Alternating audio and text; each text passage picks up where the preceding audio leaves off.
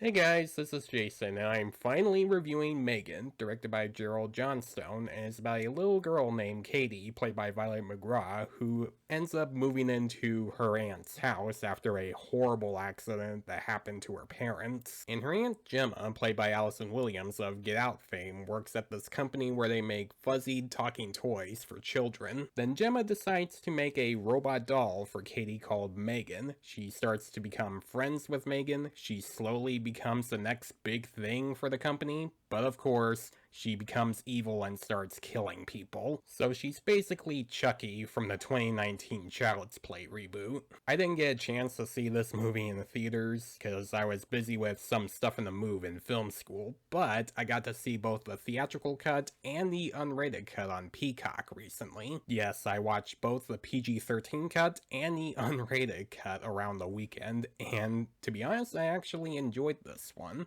It's definitely better than I thought it was gonna be, especially for a January movie, because when this movie was coming out in the first week of January, I thought it was gonna be complete crap, because usually movies that come out in January, they end up being very terrible and become a bad start for the new year, such as movies like Taken 3, The Legend of Hercules, Movie 43.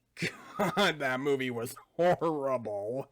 I mean, January is a terrible month for movies, with some exceptions, of course. And it's also another killer doll film after the Child's Play films and the Annabelle films, so it's not an original idea, but when I watch a newer film that has cliches, sometimes those cliches can be well executed, so I still wanted to give this movie a chance because of that fact. And people started talking about it more and more, and that got me pretty curious and a little surprised, especially again for a January movie. And now that I've seen it, I can definitely see why it's gotten that much love. Now, I don't think this is an amazing film.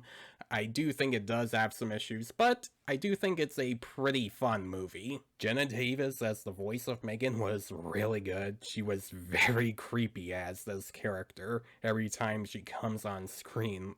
Her makeup is really good, and the way she speaks, the voice effects they added to her audio were very distorted and mechanical. She definitely creeped me out, and there's a lot of her in this movie. I also thought Alison did a pretty good job as Gemma, and her character goes through some growth throughout the film because she has to try to be a new guardian to Katie now that she's all she's got, and she tries to sorta be a new mother figure to her, and she's also at the same time trying to promote M3GAN for her new company, and it becomes a bit of a struggle for her when she's trying to do both at the same time, especially when Katie is trying to keep M3GAN around her all the time, but Gemma tries to talk to her about serious things that she has to learn, but she keeps ignoring her because she wants to be friends with Katie, and you can definitely see all the stress hanging on her shoulders for doing all of that. Speaking of Katie, Mcgraw was really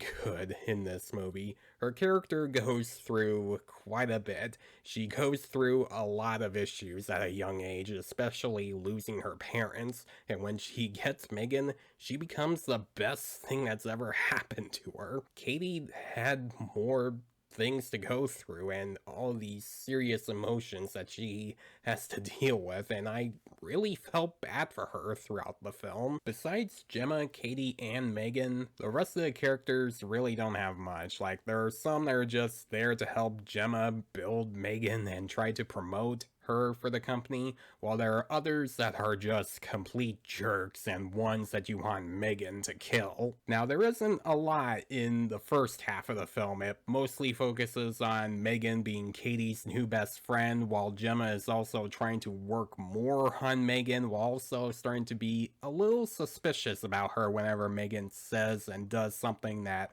isn't something that she's supposed to do. And I can see some people getting bored by the first half and just waiting for M3GAN to kill someone, but for me, I actually got interested in the first half of the film because I was interested in Gemma and Katie and the issues that they go through throughout the film. When it gets to the second half of the film, that's when the whole kills and blood happen, and it's really fun to watch in the unrated cut, especially in the unrated cut, because the theatrical cut was fun with the violence too, but there were times where you can tell that they had to remove like certain moments of blood for the film, and there are definitely times where you can tell they had to remove characters saying the F word a few times. This is also a very self-aware horror film.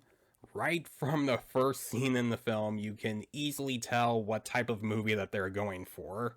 Once that plays, it makes you go, okay, yeah, this is going to be a very silly and over the top and bloody and fun horror slasher movie. And that's what M3GAN is. It's a fun, self-aware slasher film that does have some issues, like some characters being unlikable, and the first half of the film can be slow for some people, but it's got a very creepy doll with a very good vocal performance from Jenna Davis, really good kills, a self-aware plot, and two characters I actually cared for throughout the film. If you missed M3GAN when it first came out in theaters, but you still want to see it, and if you have Peacock, then I suggest you watch the unrated cut, because I actually think the unrated cut is a little bit better. It doesn't have like a lot of new scenes in the film, it mostly just has characters saying the F words this time, and you see more blood and gore in that cut. So for me, I would go with the unrated cut if you want to watch that one. I'm gonna give M3GAN a B+.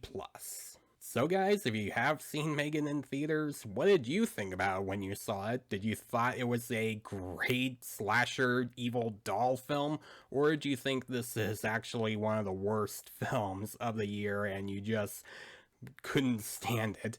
Let me know in the comments below, and also let me know this, since they've confirmed a sequel is happening, what do you think about it? Are you excited for it, or are you dreading for it?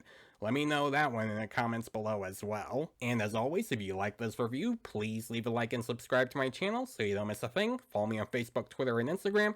Thanks for watching, guys, and I'll see you in the next one.